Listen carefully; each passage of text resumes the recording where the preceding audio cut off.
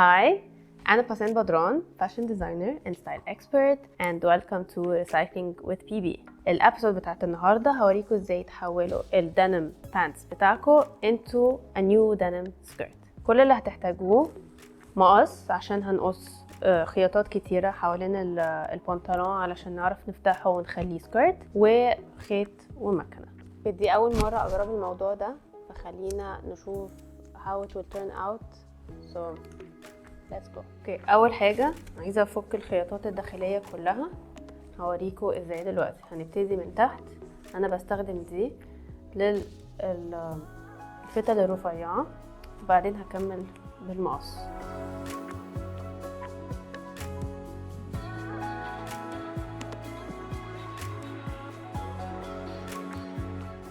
انا استخدمت الفكاكه دي في الحتت اللي هي بتعصلك او الرفيعه قوي اللي المقص ما يوصلهاش, وبعدين دي هتلاقوها عند اي حد بتاع خياطه, وبعدين ممكن اكمل بالمقص عادي اسهل.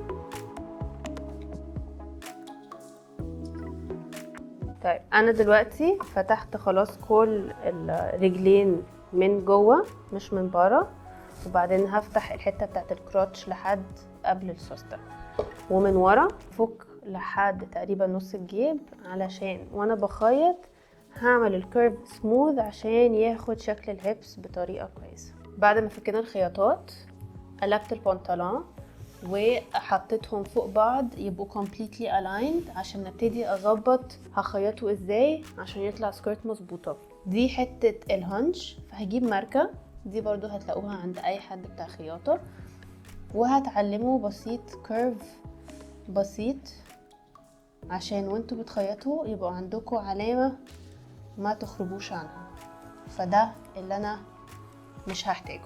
يلا بينا دلوقتي نخيط البنطلون عشان يبقى سكيرت.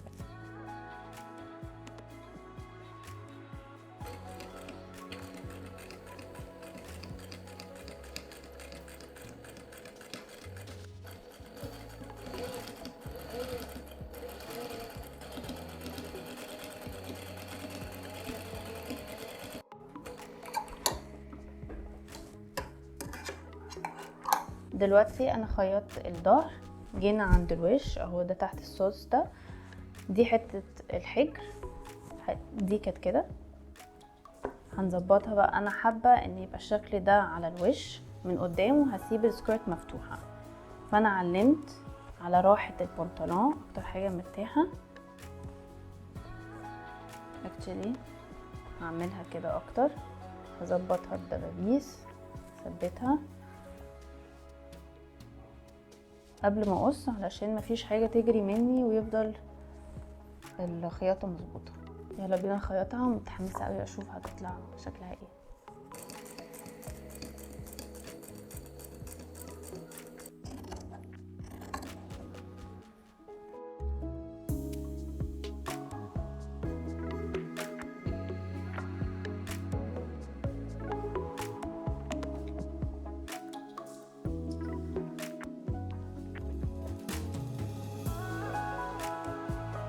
انا بما اني لقيت الحته دي مفتوحه عليا, فروحت جايبه اللي انا قصيته من الديل بتاع السكيرت وحطيت حته بس بميله على ما فيش عشان تقفل لي الفتحه, وهحط واحده تانية زيها اوريكم دلوقتي اكروس عشان تقفل لي الناحيه التانية كمان. هدبسهم عشان اشوف الشكل قبل ما اخيط. بصوا انا جربت كذا حاجه لحد ما وصلت لشكل عاجبني, في نفس الوقت هيقفل لي السكيرت شويه عشان متبقاش مفتوحه قوي. جبت حتتين وحطيتهم كروس. اوكي, this is the final look. بنطلون بقى a full denim skirt.